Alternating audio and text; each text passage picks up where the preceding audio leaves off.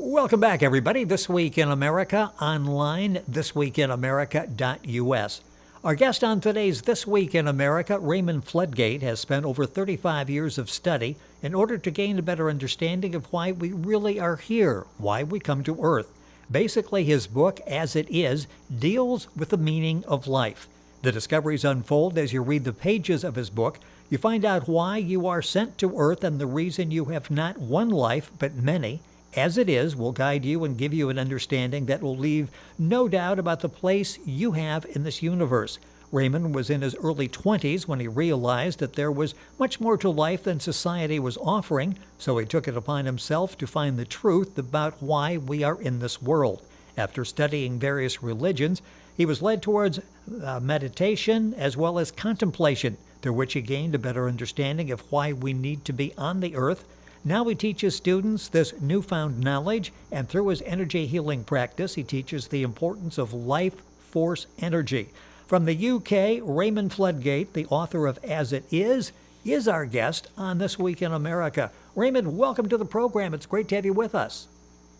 Thank you very much. It is a fascinating book, and I mentioned in the beginning that you were in your 20s and you realized, and you talk about it in the book, that you had a fundamental understanding of why we are in this world, but you wanted more, and you went into deep study to answer that question.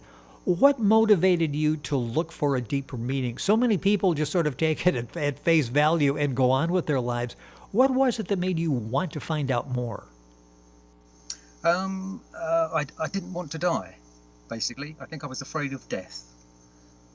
So I decided to look into the matter a little bit more seriously. And when I found out the truth, I'm no longer afraid of death. Now, I mentioned in the beginning that you find that we don't have one life, because most of us think when we're dead, we're dead. That's the end. Through all of your study, you think that you'll come back. So death is not really something we fear then, is it? It's when you're dead, you're dead. That's what people, there's a growing number of people that are believing that this is true.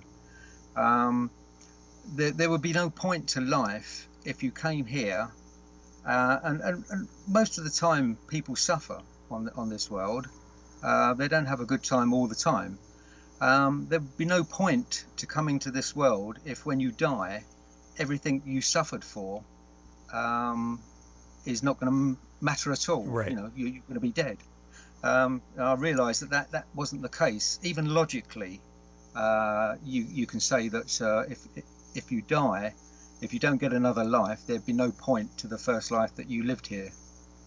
You'll find this and much more. It's a fascinating book. It's called As It Is. Raymond G. Floodgate is the author. You'll find the book available at bookventure.com, available, of course, at Amazon. You can link on directly by going to our website, thisweekinamerica.us.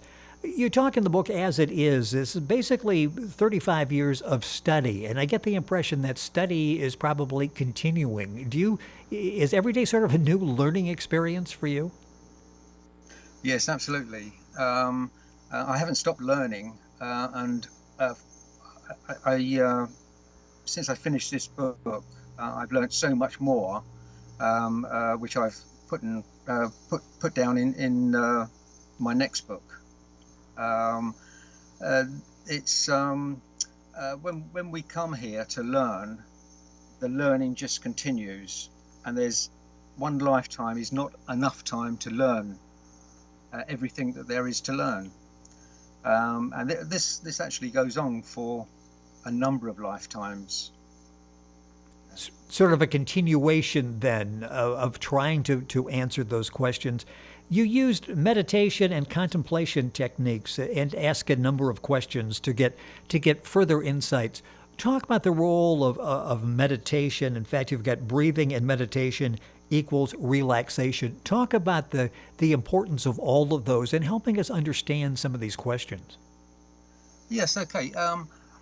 Breathing, we'll start with breathing first. Breathing, most people don't breathe correctly, not just in the UK, but I'm talking about worldwide. The reason for breathing is to bring oxygen into the body, and oxygen is the fuel for the organs, including the brain. Relaxation, breathing is the catalyst for relaxation. You cannot relax properly if you're breathing incorrectly. And the meditation is to focus your mind. Meditation is just exercise for the brain. We exercise our body, but not very many people in this world exercise the brain as well. I found also that by breathing incorrectly, especially the brain, if it doesn't get the full quota of oxygen, then it doesn't function properly. And we can see this when we try to remember things. Things just go out of our mind. Our concentration levels are very low generally, and our clarity of thought is not very clear. And this is to do with lack of oxygen in the brain. I've also discovered that when we don't breathe correctly, we don't get enough oxygen for the rest of the organs in the body either. This means that if they don't get the right amount of fuel, then they're under stress, and they can work under stress for a number of years, and eventually then they start to become diseased and they start to break down. And we see diseases like cancer and diabetes and so on coming in, because breathing is the most important thing that we do. We can't live without it. If we don't do it correctly, then we're sort of just doing it in half measures. We only get half the amount of oxygen that we actually need, that the body needs. That's from the book As It Is, the author Raymond Floodgate joining us from the UK on today's program. The information on the book is available at bookventure.com at the bookstore. Books available at Amazon. You'll get information from our website, thisweekinamerica.us. Interesting, in the book you talk about ancient civilizations had the knowledge and the ability to change the course of their lives at will. So often I think we sort of like follow along in our lives. We're leading rather than following rather than leading. Talk about that, because you've got a chapter in there in the book where you say basically we create our own reality. Talk about the influence we have into the direction our life takes, and we can achieve what we want even though we think we can't sometimes. Yes, when we come to this world and other worlds that we visit, the universe is a big place. We're only now discovering that there are other planets, and the next discovery will be that there are life on these other planets. When we come to this world, we come here specifically to learn. There is no other reason for us to be here. This is not our home. This is like a school.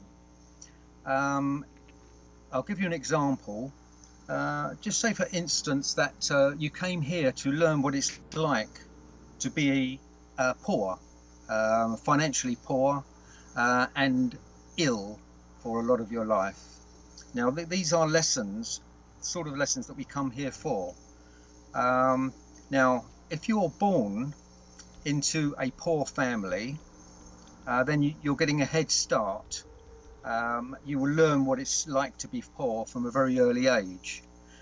As you become responsible for your own life, when it's time to leave home, you'll find that doesn't matter what you do in life, you can never make enough money or own enough things to make a difference to your life. You're always poor, basically. This is a life lesson. You can't change the life lesson, but you can change your reality to make things a little bit easier for yourself, because we don't have to have a terrible life just because we're poor. You can change, say, your life by making it a little bit happier. You could have health. You could be healthy. You could be anything you want in life. Have peace of mind, except you're poor. But if you've got these things like happiness, peace of mind, and you're quite satisfied with living in that particular situation, then you wouldn't necessarily care that you're not wealthy. So you can change that reality to those things, but you can't change the reality to make yourself rich, because that's not the lesson you've come here to learn. I don't know if that's makes much Yes, sense. yes, that's fascinating. It makes perfect sense. It's in the book as it is. Raymond Floodgate, the author, is our guest on the program. You also touch in the book very interesting question that many people struggle with. Who is God? That's a chapter that you have in the book. And the book is not about religion. It's much more than that. Talk about that chapter and who is God. And you touch on prayers and your conscience in that chapter as well. Right. Well, first of all, who is God? Uh, I don't know, and nobody knows. We're taught by our religious leaders that we must obey God, we must pray to God. Nobody really knows who God is. Our God is our higher self. Uh, this takes it into a different sort of a different meaning. If you don't know what the higher self is, then you're not going to understand what I'm saying. Um, I try and explain it. We come down to this world, uh, and we are a part of our higher self. We are a small part of the higher self that comes into the human body and is the consciousness of that body. When we come into the body, we are the consciousness that animates the body, and the body is specific in its uses. It's here just for us to come in so that we could live on this world. Um, if you can imagine that God is some person so remote from us that we would not understand, even if they explained the concept of God, it would just go over our heads. So when we pray to God, we're not actually praying to the God Almighty. And I'm not saying I don't believe in God. I do believe that there is a supreme being, but we are actually praying to our higher self. The higher self is where we come from. That is as close to God as we can get. We're in constant contact with the higher self. We learn this by our conscience. When we're doing something that we know we shouldn't be doing, or when we're doing or not doing something that we know we should be doing, it plays on our conscience, and that conscience is the higher self guiding us to change what we're doing. When we can ask the higher self questions, and we will receive answers. We're not actually talking to God, we're talking to the higher self. That may be difficult for people to understand if they haven't heard this before, and it goes a lot deeper than that. It took a long time for me to learn this, Yes. and it's difficult to explain everything in a couple of minutes. Well, and it's unfair to ask you to do that. You're touching the surface, and you'll find out so much more in the book As It Is by Raymond Floodgate. But you did a very nice job of bringing that concept, and we hear that a lot. Higher self, exactly what does that mean? Time going by way too quickly. A few minutes left in the program. I mentioned in the beginning the importance of life force energy, life force energy. Again, putting you on the spot with only a couple minutes to define that, which is, again, unfair of me to do that. But basically, what are we talking about when we talk about life force energy? Okay, life force is something that everybody's got. It's what keeps us alive.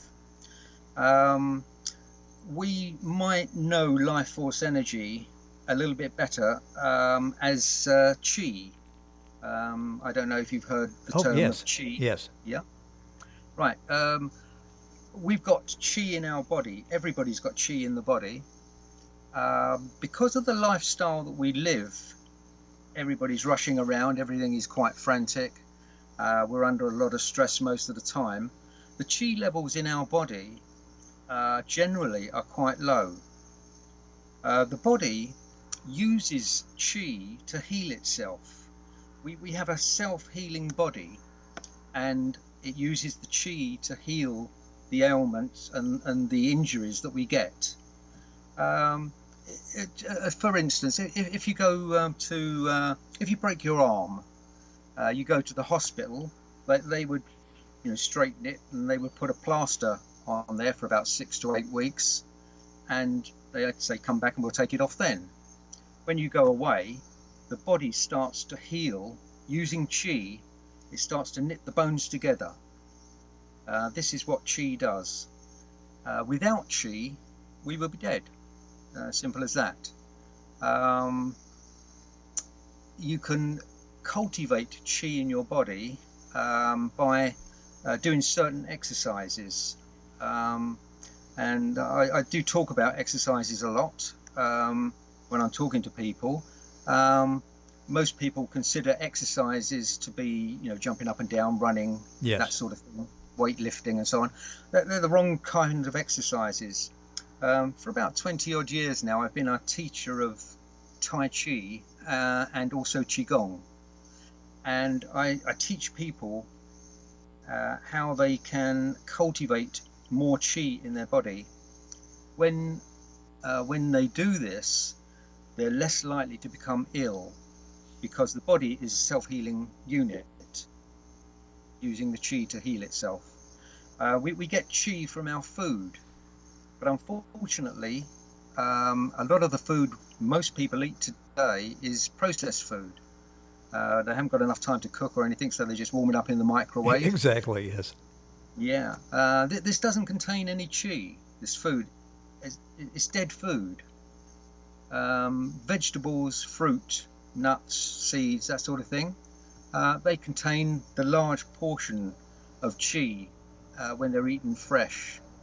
And this is how we can cultivate more chi in our body, by doing exercise and by eating the correct things. Yes. And also by breathing. When we breathe correctly, using the diaphragm, most people top breathe. They when they're breathing, they lift their shoulders up and down every time they breathe. They're not giving their body enough oxygen. With this oxygen, when we breathe it in, comes the chi. So that's another way of cultivating chi in our body. Chi is very important. If we don't have any, then we die. As we get older, we get less chi in our body also.